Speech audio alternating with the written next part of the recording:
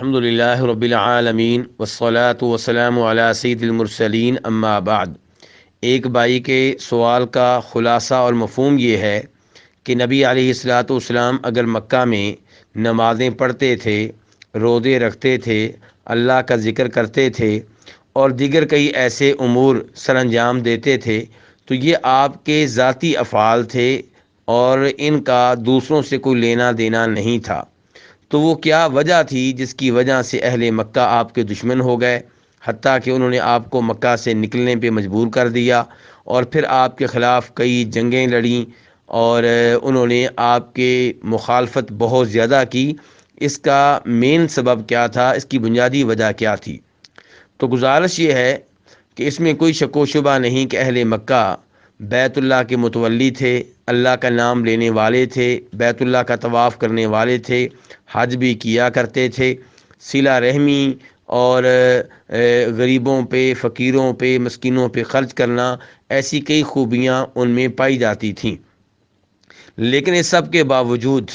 وہ نبی علیہ الصلاۃ والسلام کے دشمن ٹھہرے، اسلام کے مخالف ٹھہرے۔ اس کی وجہ یہ تھی کہ نبی علیہ الصلاۃ والسلام نے توحید کی دعوت پیش کی۔ آپ نے یہ بتایا کہ اللہ کے علاوہ کوئی نہیں ہے جو کسی بھی طرح کی عبادت کا حقدار ہو، یعنی کہ وہ کہ جسے مشکلات میں پکارا جائے، جس سے دعائیں کی جائیں، جس سے مدد مانگی جائے، وہ صرف اللہ رب العزت کی ذات ہے۔ ایاک نعبد و ایاک نستعین، اے اللہ تیری ہی عبادت کرتے ہیں، یعنی کہ کسی اور کی عبادت نہیں ہوگی، اور تجھ ہی سے مدد مانگتے ہیں، یعنی کہ مشکل اوقات میں صرف تجھے ہی پکارا جائے گا، کسی فوت شدہ کو نہیں پکارا جائے گا، بتوں کو نہیں پکارا جائے گا۔ تو یہ وہ چیزیں تھیں جو مکہ والوں کو پسند نہیں تھیں، کیونکہ وہ سمجھتے تھے کہ ایسی کئی ہستیاں ہیں، ایسی کئی شخصیتیں ہیں جن سے رابطہ کرنا چاہیے، جن کی عبادت کرنی چاہیے، جن کے نام پہ بکرے ذبح کرنے چاہیے اور انہیں خوش رکھنا چاہیے، وہ اللہ رب العزت کے ہاں بڑا اہم مقام رکھتی ہیں۔ ہم ان سے رابطہ کریں گے اور یہ ہستیاں اللہ سے رابطہ کریں گی تو ہمارے مسائل حل ہوں گی، ہماری مشکلات دور ہوں گی۔ اللہ تعالیٰ فرماتے ہیں قرآن حکیم میں، والذین اتخذوا من دونه اولیاء ما نعبدهم الا لیقربونا الی اللہ زلفی، وہ لوگ جنہوں نے اللہ کے علاوہ ولی بنا رکھے ہیں، مددگار پکڑ رکھے ہیں، وہ یہ کہتے ہیں کہ ہم ان کی عبادت صرف اس لیے کرتے ہیں تاکہ ہمیں یہ اللہ کے قریب کر دیں۔ یعنی کہ مکہ والے بھی سمجھتے تھے کہ اصل اللہ ہے اور ان کو اس لیے پکارتے ہیں تاکہ یہ ہمیں اللہ کے قریب کر دیں۔ وہ سمجھا کرتے تھے کہ ہمیں اللہ کا قرب تب ملے گا جب ہم ان ہستیوں کو، ان بزرگوں کو راضی کر لیں گے۔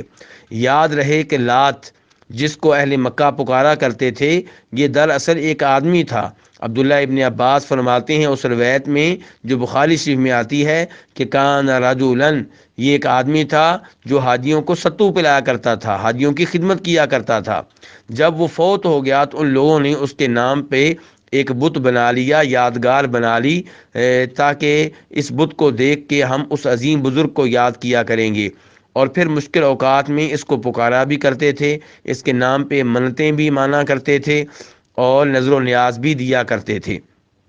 تو نبی علیہ الصلوۃ والسلام نے جب لا الہ الا اللہ کی دعوت پیش کی تو وہ سمجھ گیا کہ اس کا مطلب یہ ہوگا کہ اللہ کے علاوہ کسی اور سے دعا کرنے کی اجازت نہیں ہے، اللہ کے علاوہ کسی اور کو سجدہ کرنے کی اجازت نہیں ہے، اللہ کے علاوہ کسی اور کے نام پہ بکرا ذبح کرنے کی اجازت نہیں ہوگی۔ تو یہاں سے پھر وہ آپ کے دشمن بن گئے۔ وہ چاہتے تھے کہ اللہ کی بھی عبادت جاری رہے اور ان ہستیوں کی عبادت بھی ہو، کیونکہ یہ اللہ کے قریب کر دیتی ہیں۔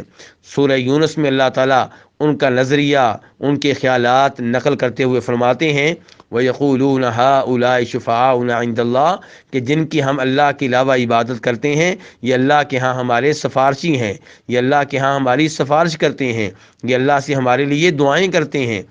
تو یہ وہ عقائد تھے